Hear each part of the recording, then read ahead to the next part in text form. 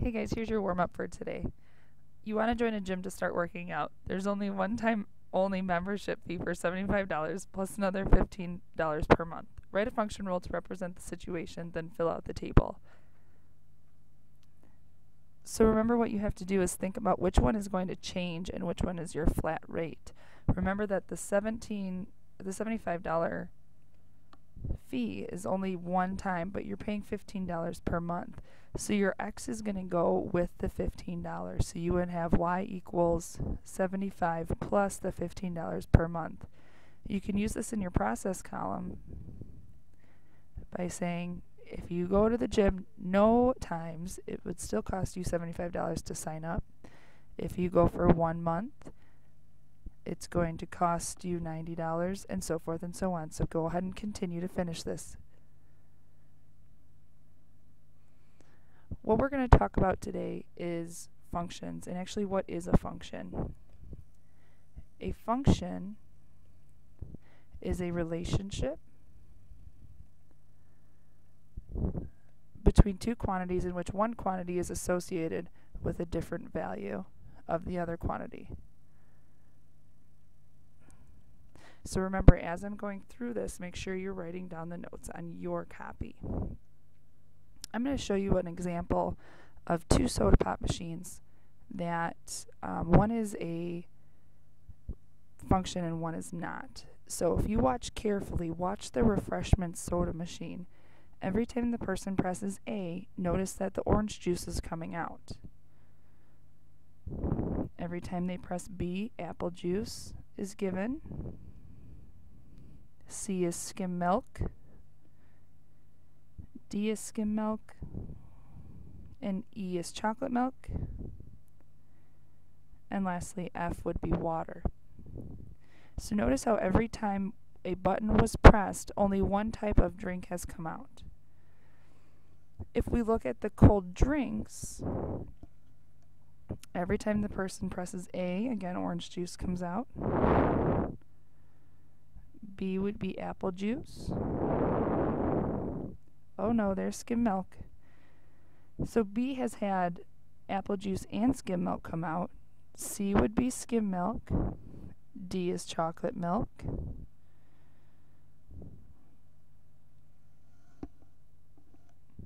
And E and F would be water.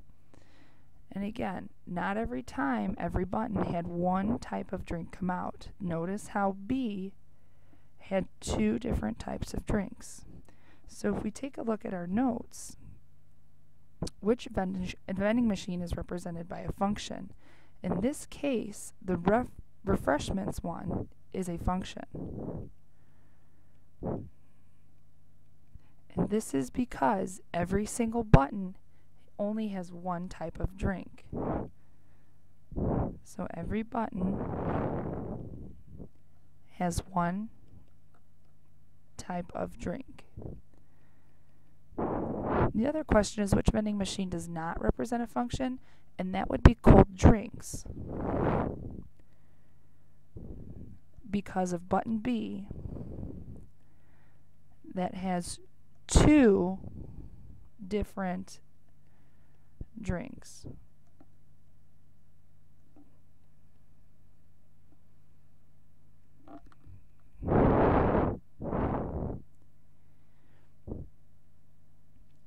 If we look at the vending machines above, we can make a function rule. Remember, we talked about function rules yesterday, that it's like our new equation. But first we have to figure out which depends on the other. So the type of drink that we got out of the soda machine depends on the code we pressed, so whatever button we pressed. Okay, so we can say that the type of drink is a function of the code that we press. Now remember, is means equals, and of we can say is multiplication. So we would say the type equals a function of the code. So if we go ahead and put variables to this, we would say T equals F of C. Type equals function of code, or you can say the function of the code equals the type of drink. So if we think back, if we substitute code A, what type of drink should we get? If we look back at our vending machine, if we press button A, we should get orange juice out.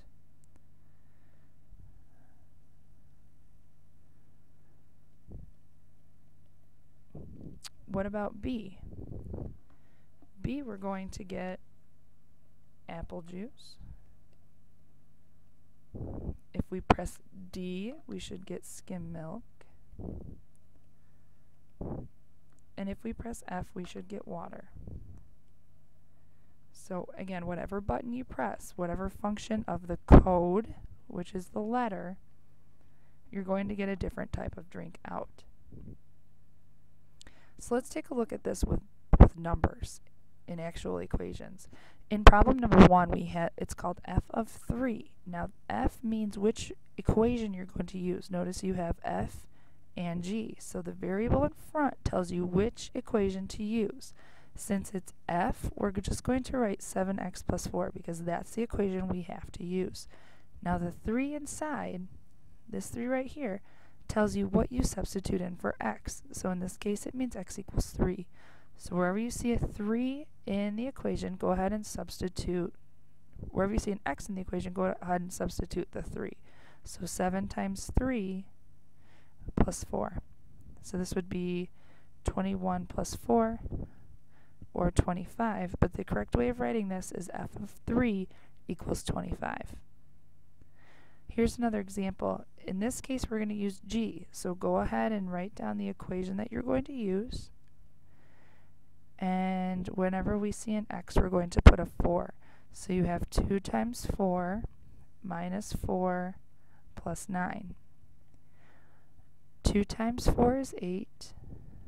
And we can simplify from here. 8 minus 4 is 4, plus 9 is 13. So we would say g of 4 equals 13.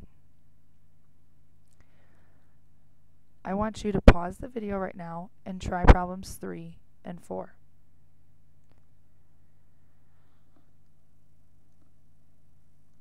You should have completed problems 3 and 4 by now, so let's go ahead and check our answers. The f means that we're going to use the equation 7x plus 4, and the negative 2 inside means that x equals negative 2. So if we substitute negative 2 in for x, we would have an equation that looked like this, and we can go ahead and simplify. So 7 times negative 2 is negative 14 plus 4, and we can say f of negative 2 equals negative 10. For problem 4, it's g, so we're going to use the 2x minus x plus 9. We know that x equals negative 7, so wherever we see an x, we're going to substitute in negative 7. So 2 times negative 7 is negative 14. We can double sweep here, which would be plus 7 plus 9. Negative 4 plus 7 gives us 3, and 3 plus 9 is 12.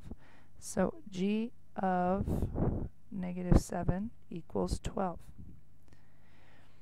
For problems like 5 and 6, all you have to do is solve 2 different problems and then bring down your addition sign and add your answers.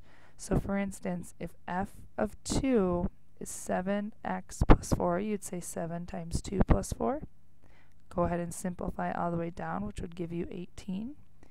And then g of 3, so wherever you see a x, you put a 3, so 2 times 3 minus 3 plus 9, so 2 times 3 is 6.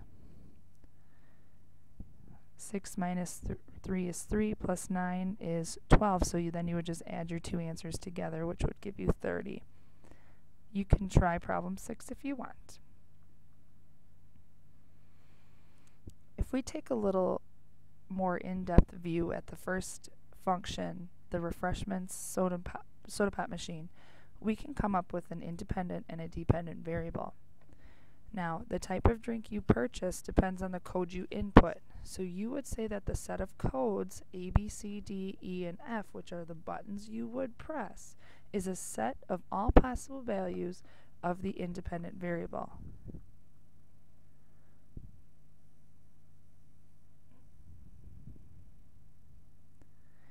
So an independent variable, you can abbreviate if you would like, in a function rule determines what happens to another variable in the rule.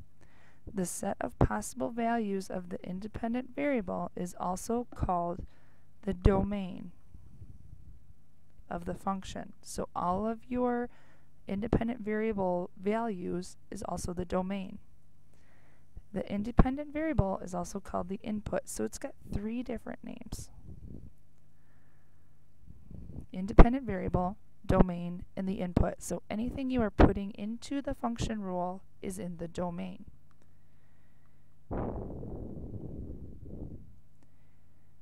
The different beverage types, your orange juice, apple juice, skim milk, chocolate milk, and water, form the set of possible values of the dependent variable.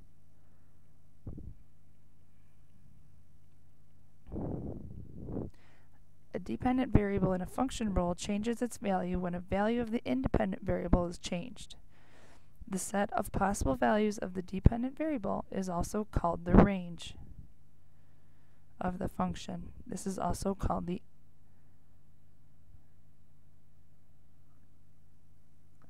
output of the function. So the dependent variable has three different names: dependent variable, range, and the output. So it's what's going to come out of the function after you put something in. So here's an example. The amount of money you earn at a summer job depends on the number of hours you work.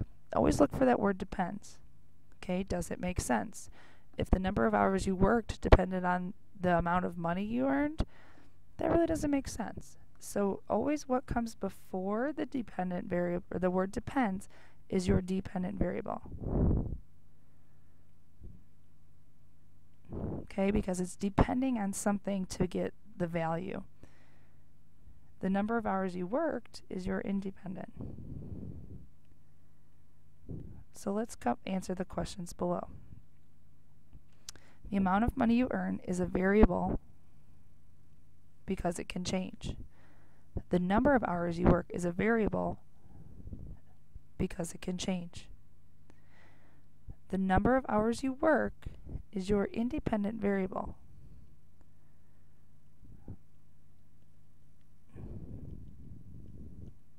And the amount of money you earn is your dependent variable.